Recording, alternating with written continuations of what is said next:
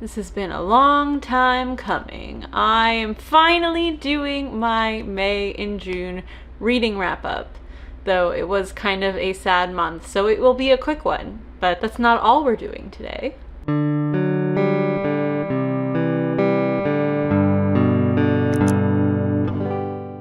Hi everyone, my name is Melanie. Welcome back to my channel. Today we are finally wrapping up my May and June reading months.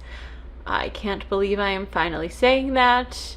It's already July. It's like mid-July. So yeah, I guess for June it's not that bad, but for May it's pretty bad. And so I didn't read that much, or as much as I typically do. I read 5 books in May and 4 books in June.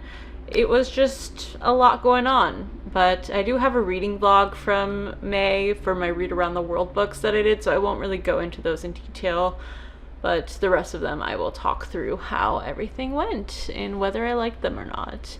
But overall, I think it was pretty solid, those 2 months. After I get through my wrap-up, I will do a check-in with Ellen Made Book Club's Diversity Book Bingo, see where I'm at with that, and then also check in on my 25 books to read in 2025 because I need to maybe reevaluate a little bit. We'll see. But I was going to do a Read Around the World check-in, but I feel like it's kind of hard to do that because there's just so many countries. So I don't know. We'll see if I decide to put that in there. Probably not, so don't stay tuned for that. But let's just get right into it. For what I read in May, I will start with what I first read. Actually, no, I'm going to start with the books I'm not going to spend a lot of time on because I did do them in a reading vlog. And that is The Vegetarian by Han Kang, The Night Guest by Hildur Knutsdatter, and then 10 Minutes and 38 Seconds in This Strange World by Elif Shafak. This one was a 5-star book.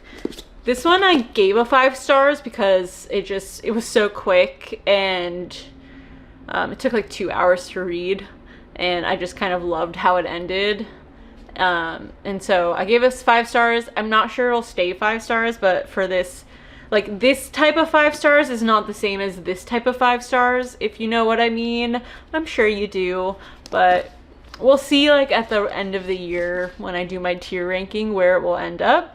And then lastly, this one I think I gave a 4, or did I give it less? Let me see. I still haven't given it a rating. And I kind of stand by that, but this will kind of net out to maybe 3.5 or 4, somewhere in the middle there probably, just because I liked the concepts and what it was going for, and I liked the third part the most, but I'm not sure it was executed in a way that resonated with me a lot. But I feel like the third part redeemed a lot of the rest of it, so that's kind of why it's higher than it probably should be. But those are those books. I don't remember what I gave it at the end of my reading vlog, so you can go check that out here. So those are the books I ended in May with. So I'll start with the 2 books that I started the month with, and those are both sequels. The first one being the sequel to The Crimson Moth, which is The Rebel Witch by Kristen Ciccarelli. This one caught me off guard. I had read Rose Bargain kind of recently before that, and that also caught me off guard with how much I liked it being a YA fantasy romantasy. But this one I actually devoured. I think I read this in a day or less, and it's not like a short book. It's like 450 pages. So I just had a blast with it. I was so curious whether I would like this or not because I don't remember liking how Heartless Hunter ended, because it was in a way with like a character I did not like, and it just felt like it was going to go in a direction that I was not happy about, but it did not, and that made me so much more intrigued by what was to come. And it was just so fast-paced and action-packed, and the romance was really good. Like, I gave, I think, Crimson Moth / Heartless Hunter a 4.5 last year, and I still stand by that, but she got so much better with her writing and I think the plot in this one. Like there were things about Heartless Hunter that I just didn't think, it felt like really like too YA or like too easy, like some things happened too easily, and like our main character was like didn't feel like a vigilante, which is what she is. And so yeah, but this one felt like more like she was a witch, and like a decent witch at that. So yeah, I think I would say this one I gave 5 stars, and I think it deserves it because it's just so much better than the first book. And I thought the first book was fun. It had been like a while since I read like Romantasy, and so I really liked it. But this one is just so much better. So if you didn't really love The Crimson Moth, but you still had fun with it, I would really recommend picking up the second book because it is, I think, 10 times better. So I had a blast. It was a great start to the month. So I was ready to go for it, and I was very proud that I finally finished this duology. And then after that, I wanted to finish another series, so I picked up Emily Wilde's Compendium of Lost Tales by Heather Fawcett, and this is the third and final book in the Emily Wilde trilogy. And you know, I love Emily, I love Wendell, I love the world, I love their cat. I forgot the name of the cat, but I'm not going to spoil this because it is the third book in the series, but I will say I think it is my least favorite book out of all 3. Not that it's bad. I gave this 4 stars. I just think it relied too heavily on the setting rather than the plot.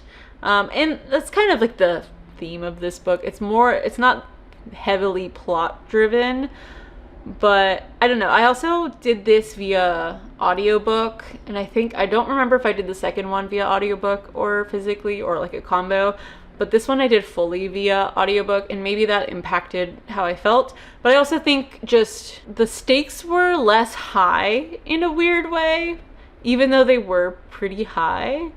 I mean, for a cozy fantasy, like I wouldn't like the stakes weren't like crazy high, like they would be in like an epic fantasy, but I don't know. I think the second book is still my favorite of the series, and I think I just maybe missed a little more of their like banter, like their beginning banter kind of. There's still some of that in there, and I like that they bring other characters back. That was a nice touch, but yeah, it was a good end to the series, so I'll leave it at that. Moving on to June, the first book I finished.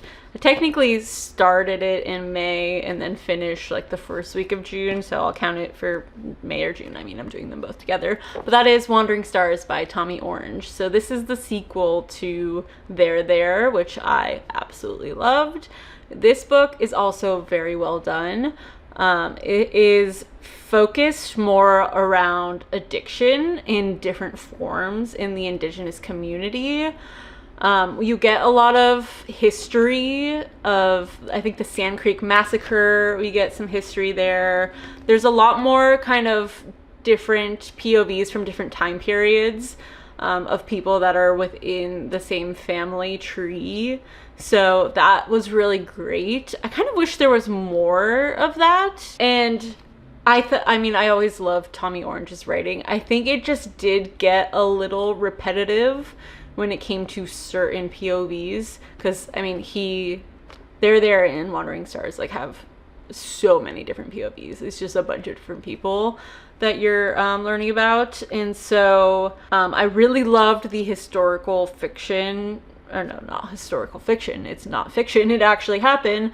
But I loved the historical aspect, and I learned a lot about that. But I also think it wasn't better than There There. I think There There was my favorite between the two.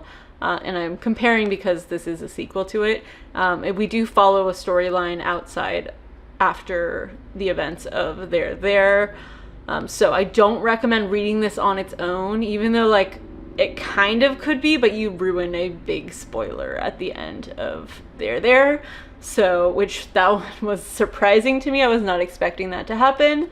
So I loved the additions to this, and the dynamic between the family, different family members, and how the family has evolved as Indigenous people in Oakland throughout their history. So I think that was really interesting.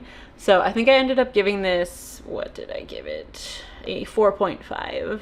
But highly recommend There, There, and Wandering Stars. Tommy Orange is so good at writing, and yeah, I want people to read this so I can talk to people about it because it's just so well done. Yes, so I did love this book. I hope you got that. I'm just, comparing it to There. So, okay, I'll move on. The next book I finished was for my IRL book club, and that is Fable for the End of the World by Ava Reed. The comp titles were The Last of Us and Hunger Games, and I think those are pretty accurate. It's obviously not exactly the same as Hunger Games, but the vibes and style of what's going on is, and the kind of capital city in this book feels very much like the capital in the Hunger Games. So I'll tell you what this is kind of about. I don't want to ruin too much, but basically in this world there's an organization company called Kairos that basically owns everything.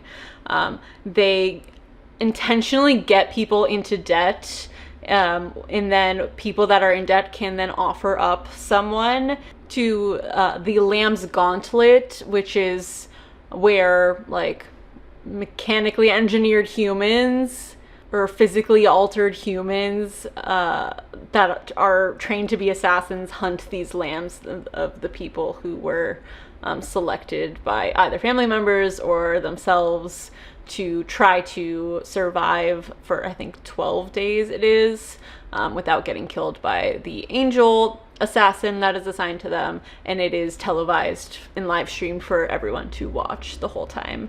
So very Hunger Gamesy, if you can imagine.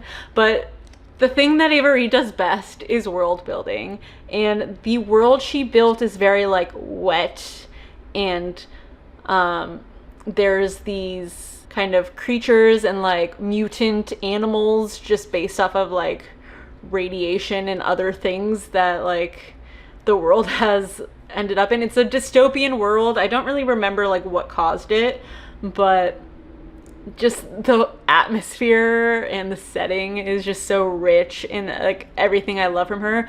But I will say this book, the plot is very different from what Ava Reed typically writes. This is a sapphic book, so the relationship is two women. It is YA. My one issue recently, just generally with sapphic novels YA and adult, is we never seem to get flirting or banter. So I think honestly my least favorite part of this book was the relationship's development. All they basically were talking about is their eyes. Her eyes were so piercing or beautiful, and just talking about how beautiful they were, and that's all both of them in their POVs were thinking about. It was oh, she's so beautiful. It was never it just kind of happened because they were just attracted to each other. That was my sense. It felt more as because of proximity and them both being beautiful, that's why they got together. And for me, I don't know, lesbians can flirt too. Of course they flirt. There can be banter. That's what people like. And it just kind of happened. I don't know. It felt it never really made sense or was propelled forward by anything. And so, yeah, that's my one biggest issue with this book. It's still really well done, and there's some twists in there that are fun, and this is, I think, said to be a standalone. I really don't think it's going to be a standalone. I think she's going to do what she did with A Study in Drowning and turn it into a series after the fact, depending on probably what happens with how people like the book, because it ends kind of on a weird note. But yeah, I highly recommend if you want something YA Hunger Gamesy, if you're missing something like that. And just like the world building is great. It's fun. It's a really fun read. Very different, like, and less dark. I mean, it's still dark, but very much less dark than her other books. And so, yeah, that's that. And then the next book I read is A Short Walk Through a Wide World by Douglas Westerbeek. I think I did this entirely via audiobook, and it was really different than what I was expecting, but also like really nice. I think I talked about this in my last video, but I will tell you what it's about.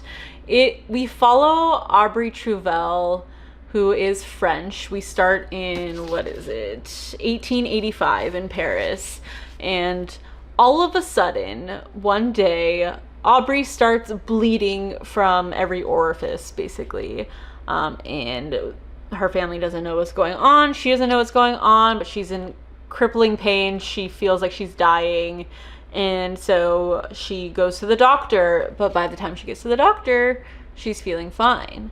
So she figures out somehow that she has to keep moving her body in order to stay alive. So she goes on a journey to wander the world in its entirety multiple times, and we follow her along from the beginning to the end of this journey, and we meet a lot of interesting people along the way. It's kind of like what I was saying, like a memoir, but fictional memoir of someone's life, and the places they go, the people they meet. And it's really interesting, and I like the way it's told. It's kind of told not chronologically exactly, but then chronologically kind of. It's hard to explain, but there's a big magical realism aspect of this that I was not expecting, that I really enjoyed. And I think that was one of like my favorite parts of the book towards the end, involved that. And yeah, I think this is really fun. And I remember Chelsea at Libraries and Lattes mentioned it was kind of like Secret Life of Walter Mitty-esque, and I do see that. I think it's a bit darker than that story, but I really like it, and I highly recommend it if you want like an interesting story about like a unique person's life. I think that this is a great read for you, and I think I gave this 4.5 stars because, yeah, I don't know, it made me happy, it made me sad, it made me feel comforted, it made me feel angry. I don't know, it kind of made me feel everything.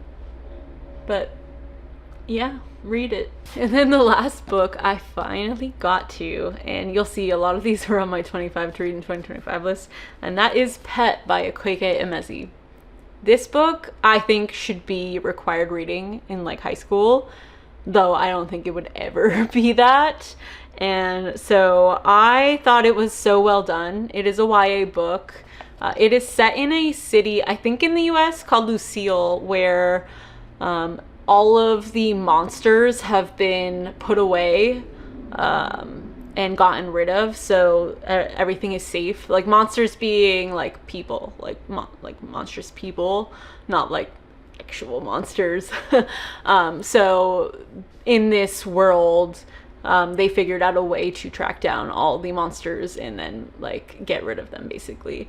And so it's kind of this ideal world in society now that are run by the people that were able to put these monsters away. So we follow Jam and her parents on this journey, and with her friend Redemption, and basically something happens and they discover that a monster has slipped through the cracks of the system, and they go, you know, monster hunting. That's kind of the gist of the book. And so I'm not going to tell you what. This is very much magical realism, which I also wasn't really expecting, because like the back was kind of confusing as to like what actually was going on. But it targets abuse, like child abuse and other heavy topics, but in a really interesting way.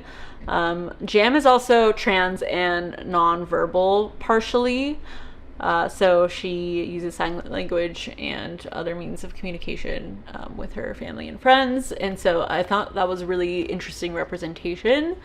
And so I think this is a really impactful book. Just the way things are talked about in this book is really well done, I would say. So I'm very curious to read more from Akwaeke Emezi. But yeah, very, very interesting and like real read. And it's short, so I highly recommend it. I just think it was so well done. And I think it's a story that kids need to read. I mean, they could listen to it via audiobook. But yeah, I was very happy with this book. So I gave it 4.5 as well. So I think like overall, I gave like most of these books 4.5 or 5 stars, which is kind of shocking. I think Fable, did I tell you what I gave Fable? I gave Fable for the End of the World 4 stars. So I think other than The Vegetarian, that is like the lowest rating I gave in May and June. So pretty good for smaller reading months. So I am going to shift gears and go into talking about the Diversity Book Bingo made by Ellen Made Book Club, which I have been trying to kind of figure out where I'm going to put things. So things might shuffle after this video based on like what I choose to read, but I have around 1, 2, 3, 4, 5, 6, 7, 8 squares out of I think 25. I don't have bingo yet, but I'll get there. I mean, I am going for a blackout, like that's the goal. And then in terms of the diversity rep own voices, I have all 5 checked off, but for continents I only have 3 because I think I read some fantasy that I'm putting on here, so that doesn't count.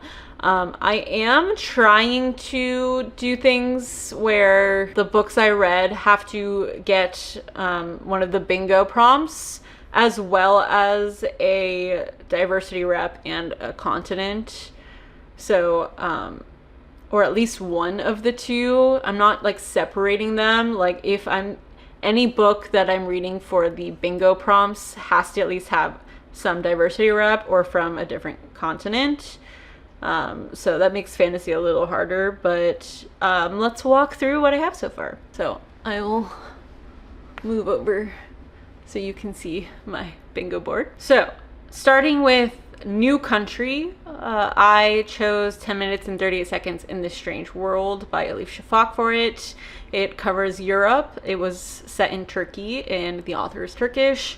It talks about minorities, which I considered sex workers within Turkey. And then a lot of other side characters were either trans, they had dwarfism, or kind of other psychological or physical aspects. It was an eclectic group. There was also a LGBTQ plus rep. Basically kind of covered everything. So that one goes for new country because I never read anything from Turkey before.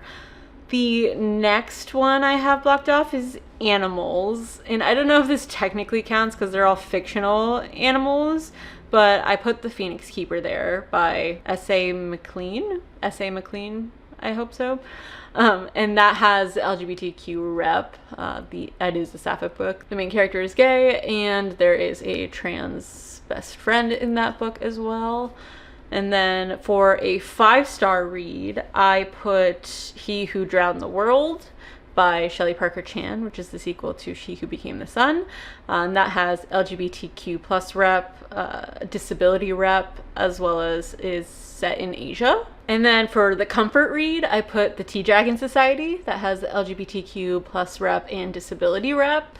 For mental health, I originally put The Vegetarian and Translated, but I switched that because I have a more recent read.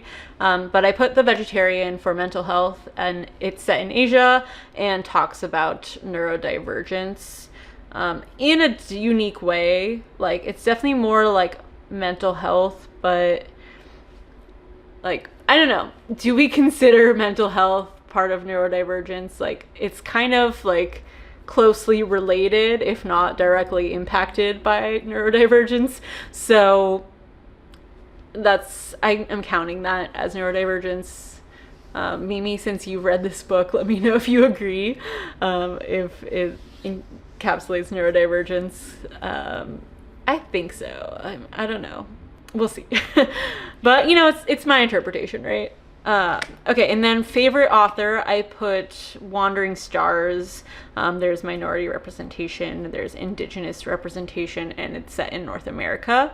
So that checked a few off. And then for prize winner, I put Pet, as there's LGBTQ representation, disability, and neurodivergence representation, which the nonverbal or partially nonverbal communication, I don't know if it fits into disability / neurodivergent eras, because I think there's some like cross things there, so I just put both.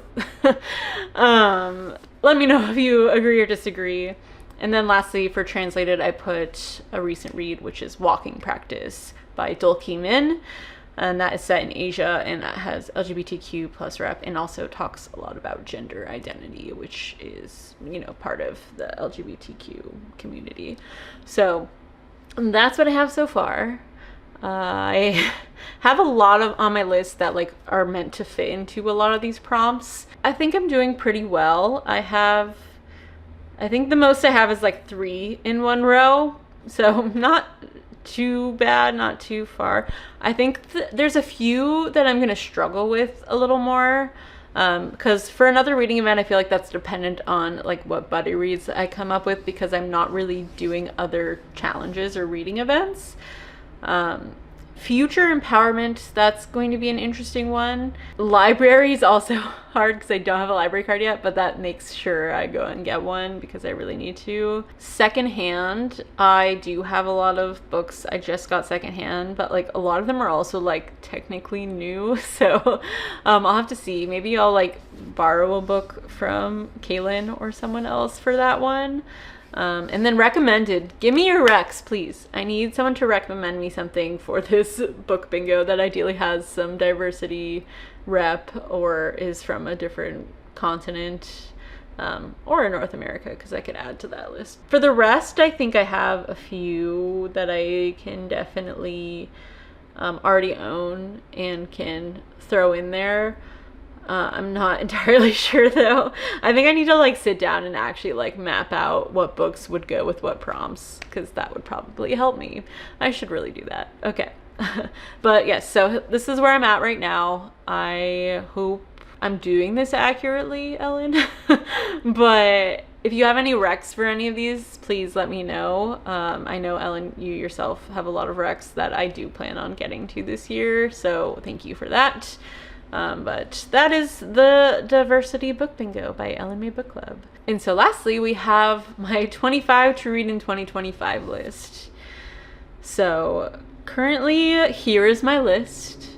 We have We Do Not Part by Han Kang, Witchcraft for Wayward Girls by Grady Hendrix, Catabasis by R.F. Kuang, A Witch's Guide to Magical Innkeeping by Sanku Mandana, The Night in the Moth by Rachel Gillig, The Unworthy by Augustina Bazterrica, Private Rights by Julia Armfield, Betty by Tiffany McDaniel, Human Acts by Han Kang, Monstrilio by Gerardo Sarmano Cordova, A Short Walk Through a Wide World by Douglas Westerbeek, Blood Over Bright Haven by M.L. Wong, Giovanni's Room by James Baldwin, The Last Unicorn by Peter S. Beagle, Never Let Me Go by Kazuo Ishiguro, James by Percival Everett, The Glass Castle by Jeanette Walls, Pet by Kweke Emezi, Eileen by Otessa Moshfegh, Frankenstein by Mary Shelley, In the Lake of the Woods by Tim O'Brien, The Unmaking of June Farrow by Adrian Young, The 100,000 Kingdoms by N.K. Jemisin, Pride and Prejudice by Jane Austen, and lastly Fahrenheit 451 by Ray Bradbury. That took a long time. 25 books is a long list, honestly. So far on this list, I have read Private Rights, Monstrilio, A Short Walk Through a Wide World, Giovanni's Room, Never Let Me Go, Pet, Frankenstein, The Unmaking of June Farrow, and Pride and Prejudice.